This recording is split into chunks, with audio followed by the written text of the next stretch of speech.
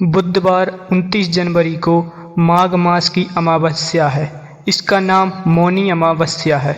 इस तिथि का महत्व काफ़ी अधिक है। प्रयागराज के महाकुंभ में 29 तारीख को अमृत स्नान होगा। इस दिन मौन रहकर जप तप और भक्ति करने की परंपरा है। माना जाता है कि इस दिन मौन रहने से मन पवित्र होता है, नकारात्मक विचार दूर होते हैं।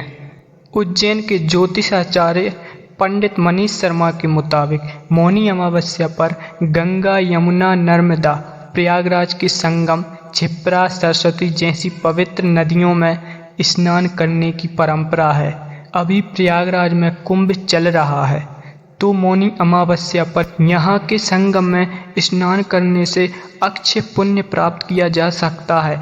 माना जाता है कि इस दिन पवित्र नदियों में स्नान करने से भक्तों के सभी पापों का नाश होता है।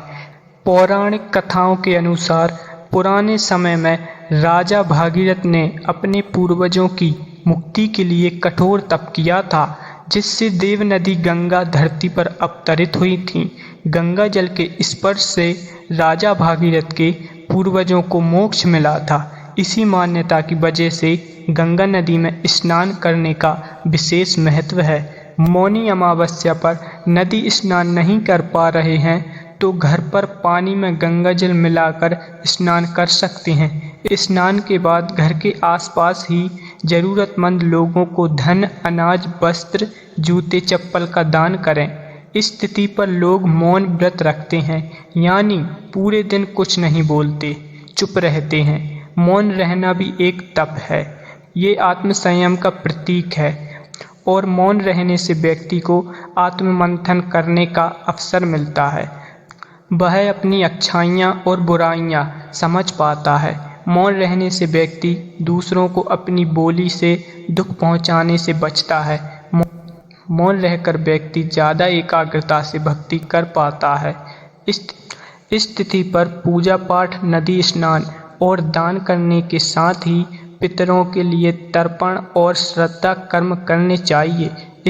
इस दिन पितरों के लिए किए गए धूप ध्यान से पितरों को तृप्ति मिलती है और वे अपने परिवार वंश के लोगों को आशीर्वाद प्रदान करते हैं। यह मान्यता है। मौनी अमावस्या पर पूजा पाठ के साथ ही ध्यान भी करना चाहिए। मंत्र जप करते हुए भी ध्यान किया जा सकता है। मौनी अमावस्या पर पूजा पाठ के साथ ही ध्यान भी करना चाहिए। मंत्र जप करते हुए भी ध्यान किया जा सकता है। मौनी अमावस्या का प्रयागराज के कुंभ मेले में विशेष महत्व है। कुंभ मेला हर 12 वर्ष में एक बार लगता है। इसका प्रमुख स्नान मौनी अमावस्या ही है। इस बार प्रयागराज के कुंभ में मौनी अमावस्या पर करोड़ों श्रद्धालु गंगा, यमुना और सरस्वती के संगम में स्नान करेंगे।